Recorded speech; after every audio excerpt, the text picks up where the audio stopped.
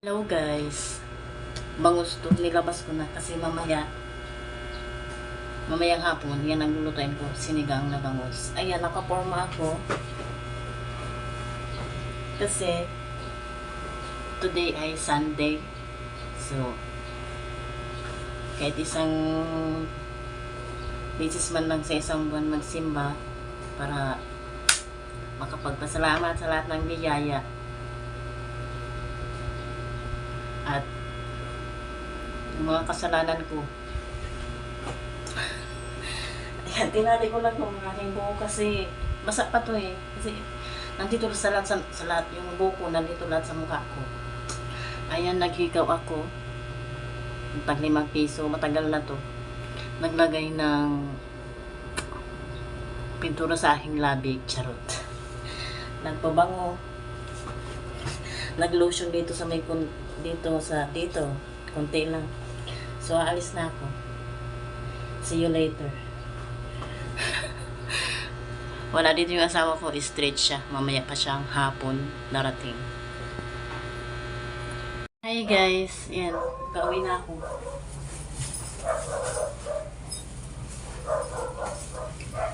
Darating ko lang. Yung pare na naghumili afam. Medyo nahirapan.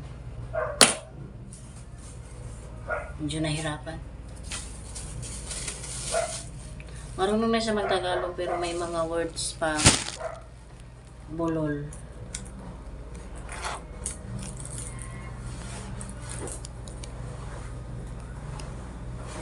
Pero may mga pero tinulungan naman siya.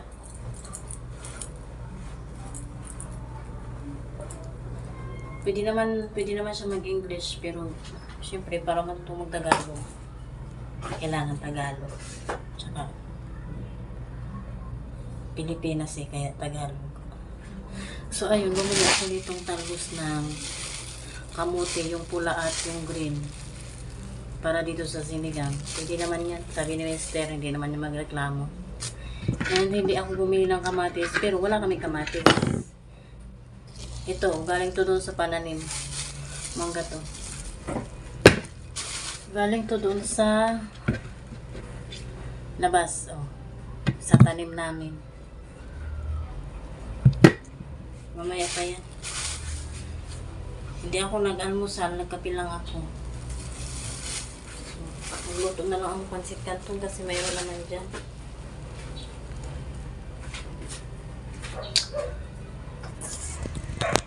Tanghali na eh.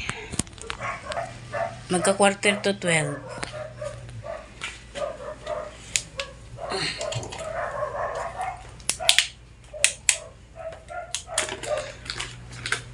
Ten kasi ang misa dyan.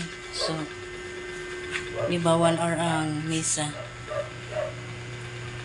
Beautiful ka, day. Ang kintap ng pagmumuka.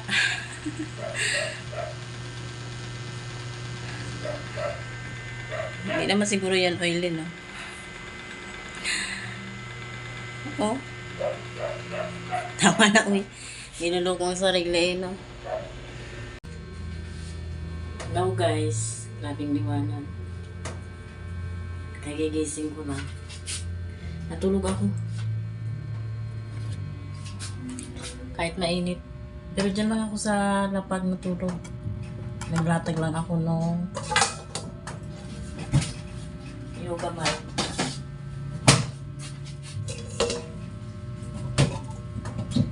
Kasi inantok ako. Tanghali na nga. Wala ba ang pawis? Mga 7 na ata ako na gising na ako pero mga lampas 7 na ako bumangon. Magbulas muna ako bago magluto.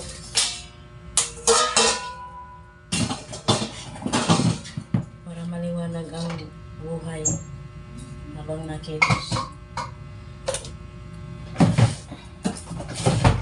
Init grabe. Ay, thank you. Mabubusog naman talaga sa iniinom ng tubig.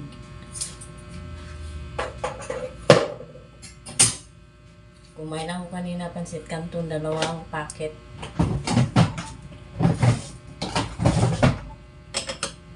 Bakit? Gutom ako. Kaya 2 packet. Ay, putik.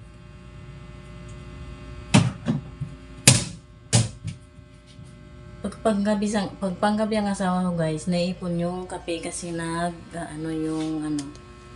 kantin, binibigyan sila ng kape. Pero ayan, may kape naman kami. Ito pa yung binili ko dati na stick. So, hindi pa yan nagagamit. Meron pa dito. Pero isa na lang to. Yung binibigay ng kantin. Isa na lang. Naiipon yan pagpanggabi ang asawa ko. Pero tumutulo. Nung grabe.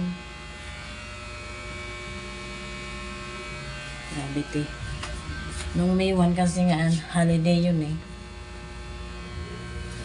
Hindi daw nagbigay. Wala kasing pasok ang mga employee, mga empleyado.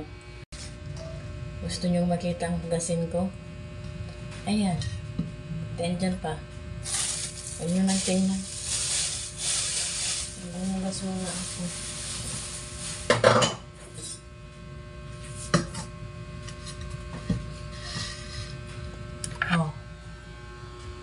Oh. Ayun pa. Hugas muna ako guys.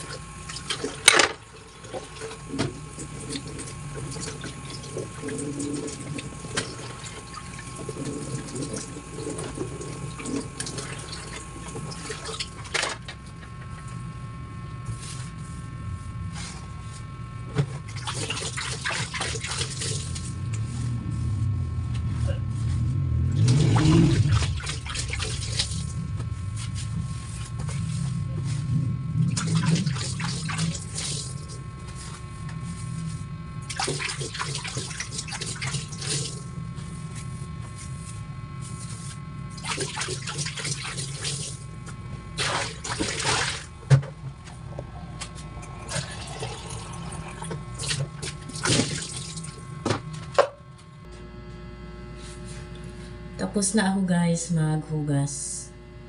Ihiwa na ako ng mga rekado sa aking sinigang.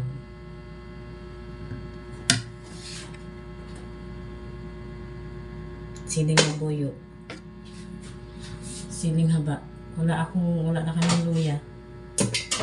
So kung ano lang available, yun na lang. Ang cute nitong kamatis. Ay, salamat sa tanim.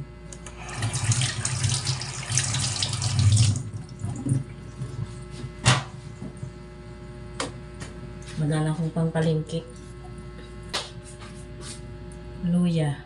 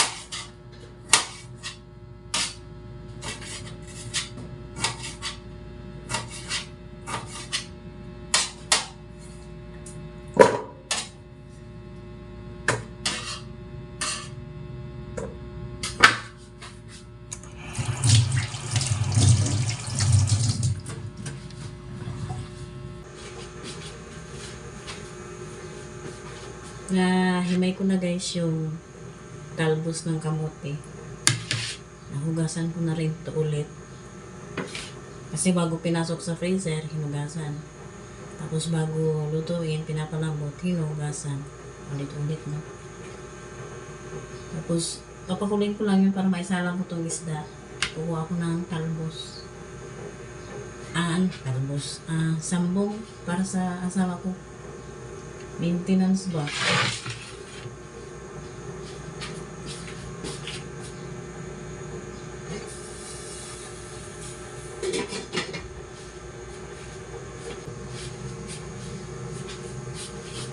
Umuha na pala ako guys. Tagal kumulo eh. Ayan o. Yan yung may laman pa. Ay, natapo na. Ayan.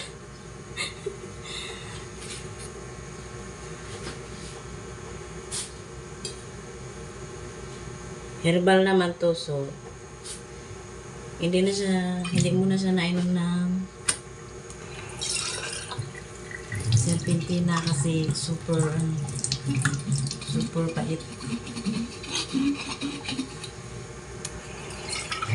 Pero iniinom niya pa rin naman yun.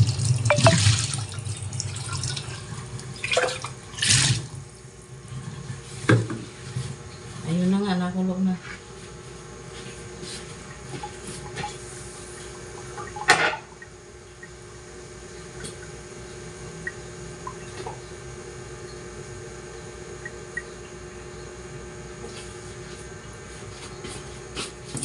Anyway, ano yan guys, bago na yung tangke namin ng gas.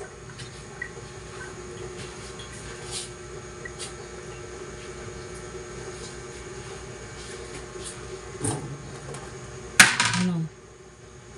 Magkakatapusan ng April na wala. Nung may nag-deliver dyan sa kabila, tinanong ko kung magkano ang gas na 7 kilo. Kasi 7 kilo ang ano namin, tangke. Sabi niya ay, makikita, sabi niya ay 1.1. Pero hindi yun yung nagde-deliver sa amin, hindi yun yung contact ko, tinanong ko lang. 1.1 daw, 7 kilo. Tapos yun, nung nawalan niyan, may contact kasi ako eh, dalawa. Nung nawalan niyan,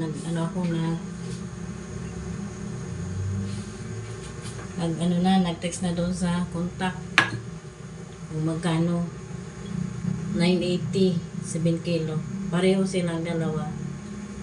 Yung isa na una ang putik. Yung isang naunang tinext ko meron. Sabi niya nung una. Pero nung nag-text ulit wala daw. Doon ako sa isa, 980 din pareho. Doon sa pangalawang kinunta ko may stock. So yun.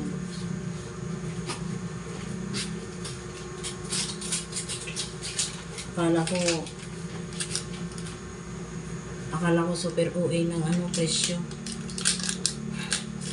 Sabi ko sa asawa ko, papadeliver ba ako daw?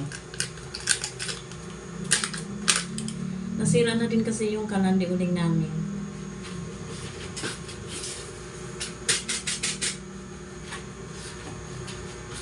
So, hindi magagamit ang induction.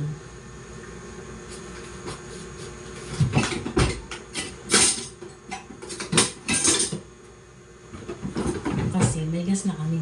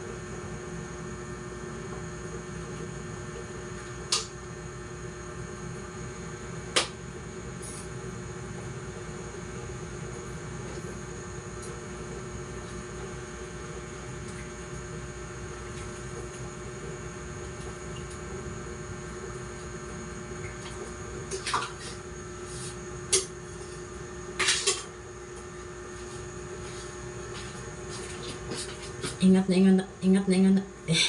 Ano ba yan? Ingat na ingat ako guys maghugas dito kasi ang talas dito.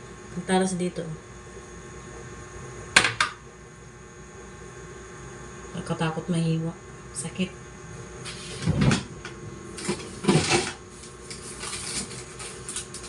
Parang kulang yung sinigang na ko na binuhos ko.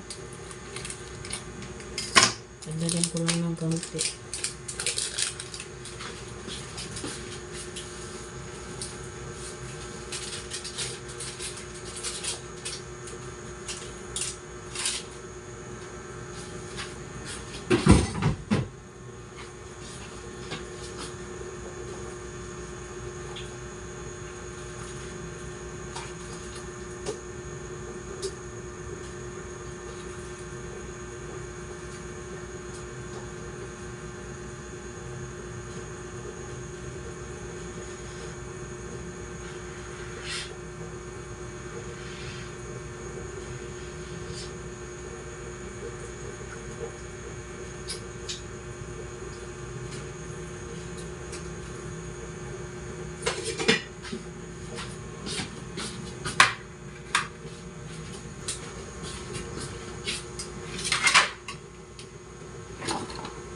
Sa kanya, sambong sa akin ito.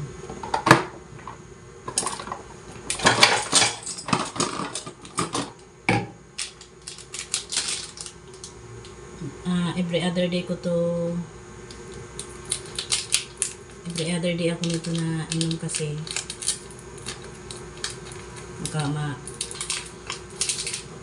dehydrate ako. Dati araw-araw. Ngayon, every other day. Tinutulungan ako makatae. Sorry sa kumakain.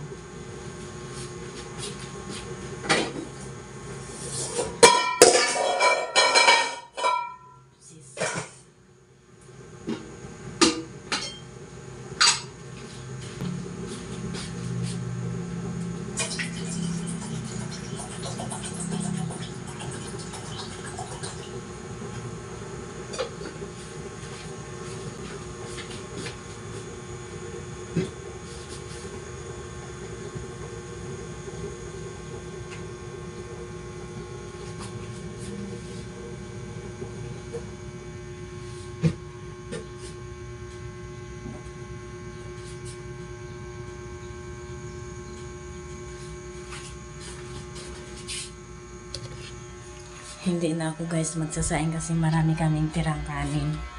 Iinitin ko na lang. And yung ano namin, yung hose ng washing namin nasira na. Nag-order ako. At naikabit ko na yun nung isang araw. Nabura ko yung video. Hilig ko magbura. Pati yung hindi ko pa na-upload, nabura ko. So ayun, naikabit ko na nga. Wala siyang kasamang lock. Buti hindi pa sira, hindi pa marupok yung dating lock. Tingnan nyo. Kunin ko dun sa labas.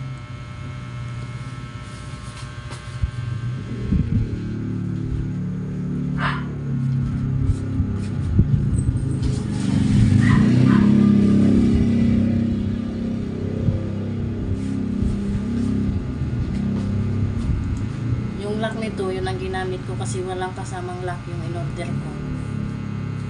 Naglalaba ako. Buti natapos ako. Natapos pa naman siya. Ayan o. Nganga na. Tinalian ko ng plastic para hindi masyadong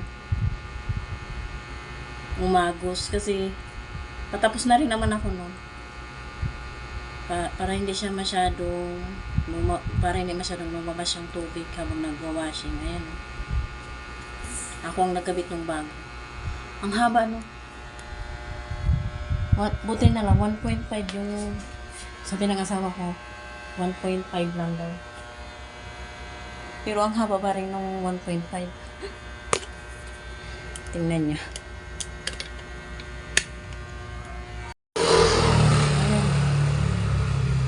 Ito naka-fold to. Naka-fold yan. Pati ito. Ito yung lock. Kalamangin yan pero hindi pa marupok. Ako ang nagkabit niyan eh. So, hindi ko pa alam kung goods yan. I-update ko na lang kayo pag naglaba. Ako rin, ma-update ko rin ang sarili ko kung may tagas ba yun. Kasi hindi naman yun, tawag dito? Hindi siya kasukat. Pinutulan ko nga yun eh. Tapos nasobra naman yung putol ko. Kaya yung kaputol lang, siniksik ko. Kasi parang parang sisingaw siya. Ang buko kayo makisama. Hindi pa kumukulo.